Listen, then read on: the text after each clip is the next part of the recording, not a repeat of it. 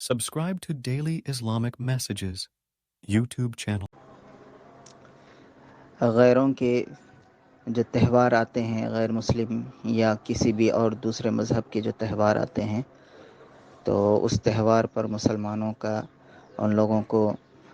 مبارکبادی دینا، یا وہ لوگ اگر مسلمانوں کو کسی بھی امیج یا ٹیکسٹ کے ذریعے سے اس تہوار کے بارے میں بتانے پر پھر اس کے جواب میں مسلمانوں کا مبارکباد دینا، یہ بالکل غلط ہے شرعی اعتبار سے، کیونکہ جتنے ان کے فیسٹیولز ہیں ہندوؤں کے، تو ان ہندوؤں کے فیسٹیولز میں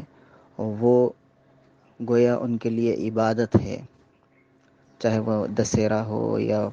سنکرانتی ہو، گنیش ہو یا دوسرے جتنے تہوار ہیں،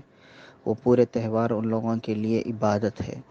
اور اگر ہم ان کی عبادت کے اوپر مبارکبادی دے رہے ہیں تو گویا ہم شرک کر رہے ہیں۔ تو اس لیے ان چیزوں سے ہمیں بچنا چاہیے، اور کسی بھی قسم کی کوئی مبارکبادی ان کو نہیں دینا چاہیے، اور یہ شرعی اعتبار سے بالکل بہت برا عمل ہے، اور اگر ہم اس نیت سے اگر ہم دے رہے ہیں،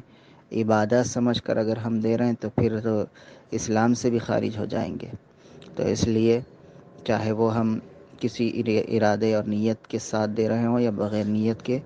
دونوں صورتوں میں اس طریقے کا عمل اور مبارکبادی پیش کرنا بالکل غلط ہے اور درست نہیں ہے۔ ہم ان چیزوں سے پرہیز کرنا چاہیے۔ جزاک اللہ خیر و احسن الجزا۔